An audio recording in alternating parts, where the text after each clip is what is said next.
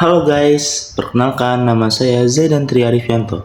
Saya merupakan mahasiswa dari program studi manajemen dengan NIM 17056255135. Di sini, saya akan membuat video edukasi tentang perlindungan data pribadi konsumen. Sebelumnya, saya akan menampilkan berita tentang kebocoran data konsumen. Kebocoran data pribadi baru-baru ini ramai diperbincangkan di sosial media. Terbaru sebanyak 1,3 miliar nomor HP dan NIK pelanggan seluler Indonesia dinyatakan bocor.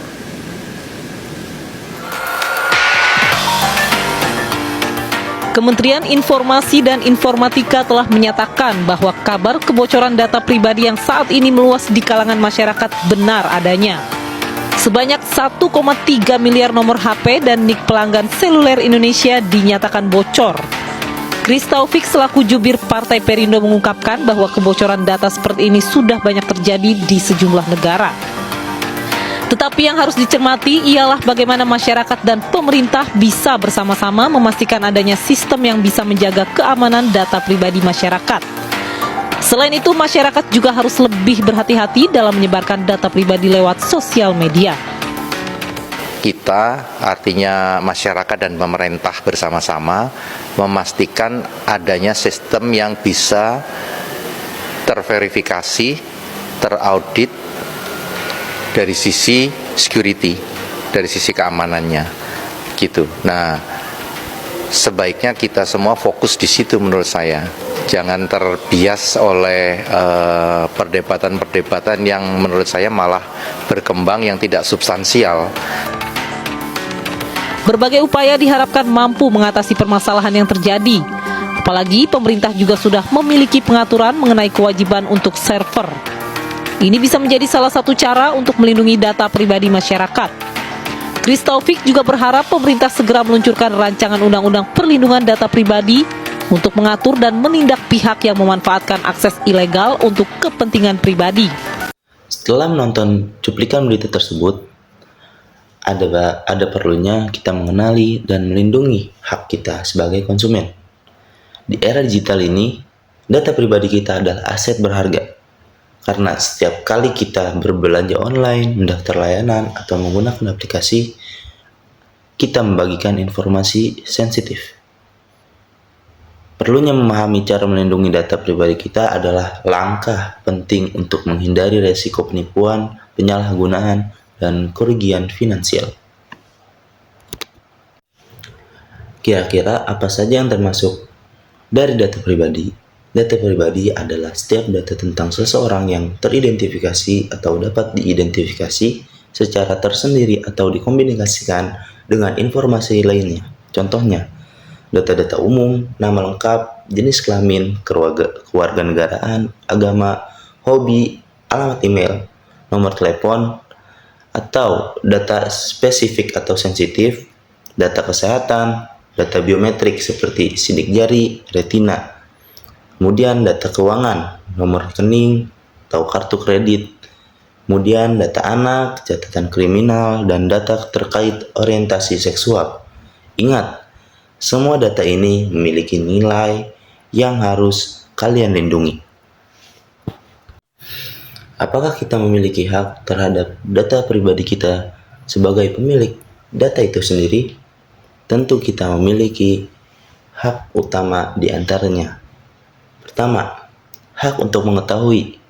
Anda berhak mengetahui data apa yang dikumpulkan dan untuk tujuan apa.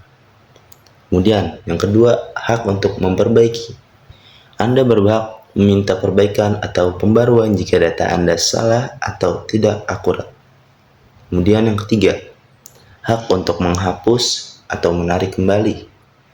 Anda berhak menarik persetujuan, mencabut izin, atau minta data Anda dihapus sesuai batasan yang berlaku. Yang keempat, hak untuk menolak pemrosesan.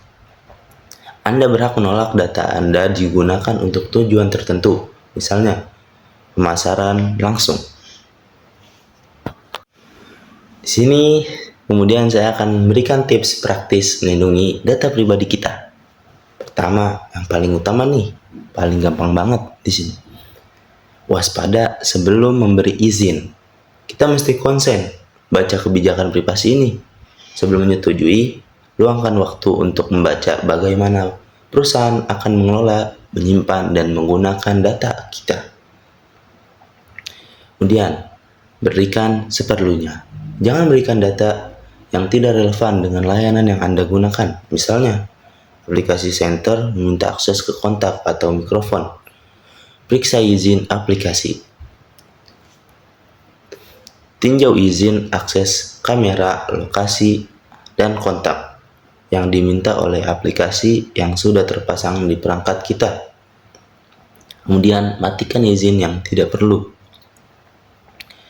Jaga keamanan akun, gunakan kata sandi yang kuat, yang susah. Kita harus buat kata sandi yang susah, biar nggak gampang dibobol. Buat kombinasi huruf besar, kecil, angka, dan simbol. Itu contoh sandi yang susah dibobol. Kemudian hindari menggunakan kata sandi yang sama untuk semua akun. Jangan kita kasih sandi tuh di setiap akun sama ya, harus beda-beda biar kalau kebobol satu ya setidaknya yang lain nggak kebobol. Kemudian aktifkan autentikasi 2 faktor. Kemudian fitur ini menambahkan lapisan keamanan ekstra. Waspada phishing. Jangan klik tautan atau memberikan informasi pribadi melalui email atau pesan yang mencurigakan, mengaku dari bank, e-commerce, atau pemerintah. Saat berbelanja dan berselancar menggunakan jaringan aman, hindari melakukan transaksi sensitif menggunakan wifi publik. Kemudian yang terakhir, perhatikan situs web. Pastikan alamat situs dimulai dengan HTTPS. Ada ikon gembok yang menggunakan koneksi aman. Jadi jangan sekali menggunakan situs yang tidak aman. Kemudian apa yang harus kita lakukan jika data kita sudah bocor? Segera ganti kata sandi. Itu hal yang paling dasar atau hal yang paling awal kita lakukan adalah ganti kata sandi. Ubah kata sandi di akun yang teridentifikasi bocor dan juga akun lain yang menggunakan kata sandi serupa. Jadi kalau satu akun bocor nih, kemudian ada akun kita juga yang ternyata sandinya sama, kita ganti aja dua-duanya biar tidak bocor dua-duanya. Kemudian hubungi perusahaan yang terkait. Laporkan kejadian tersebut kepada perusahaan yang mengalami kebocoran data dan tanyakan langkah apa yang mereka ambil. Kemudian, waspada panggilan atau pesan mencurigakan. Jangan pernah konfirmasi atau berikan data sensitif kepada penelpon yang mengaku dari pihak yang tidak Anda kenal. Pesan dari saya, lindungi diri Anda, data Anda adalah tanggung jawab Anda.